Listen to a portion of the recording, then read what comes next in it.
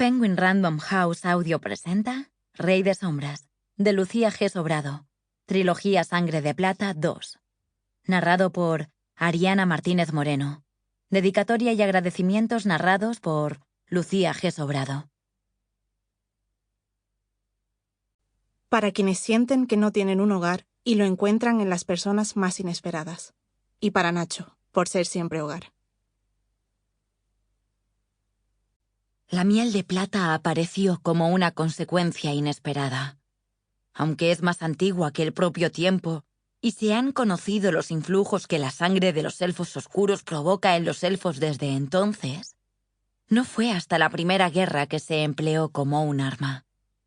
Los elfos oscuros dieron con una fórmula mediante la cual, añadiendo aditivos y otros compuestos estupefacientes, se preservaba la duración de su sangre y, además, potenciaba la efectividad de esta para crear una droga no perecedera con la que comercializar y someter a nuestra población.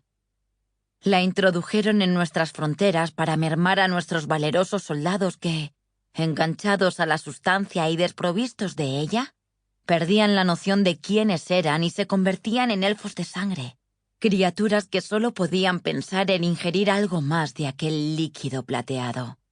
Su adicción es incurable e intratable. Los afectados, incluso si logran no recaer, tienen que convivir de por vida con las secuelas de la tentación, a la que sucumben en la mayoría de los casos. Sobre el origen de la miel de plata, historia de las Tres Guerras, siglo XIV de la Era Solar. Prólogo. Aquella tarde, la ronda vigilando las murallas de Milindur, la ciudad minera más importante del imperio de Yithia, estaba resultando soporífera. Después de que Ash los hubiese forzado a pujar por aquel grajo la noche anterior, la situación se había complicado más todavía. La próxima emperatriz del imperio llevaba a sus espaldas demasiados cargos que, como salieran a la luz, sentenciarían su vida. Y Cyndra Daebrin se había visto arrastrada a aquello. No se lo reprochaba. Admiraba el sentido de la justicia de la heredera. Era lo que le hacía falta a su raza, alguien dispuesta a poner la otra mejilla. En el caso de Ash, literalmente, en pos de buscar el cambio real y terminar con la Tercera Guerra, que llevaba vigente casi 500 años.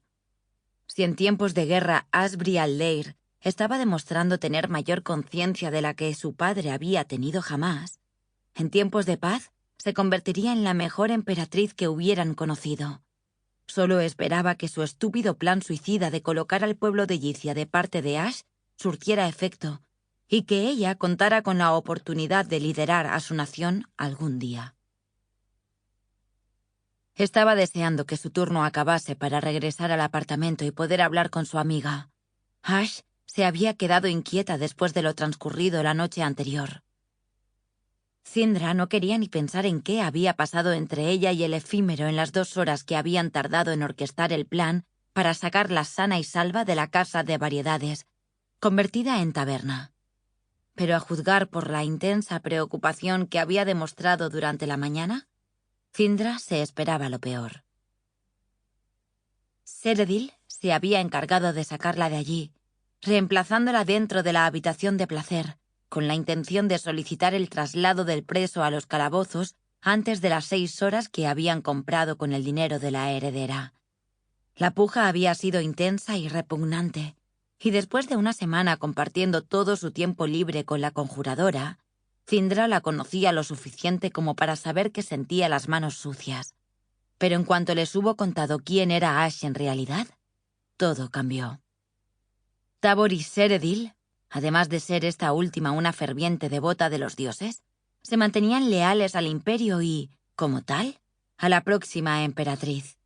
Podían dar gracias porque fueran soldados con la misma ideología que ellas, de los que no justificaban las crueldades hacia sus enemigos solo por estar en bandos opuestos.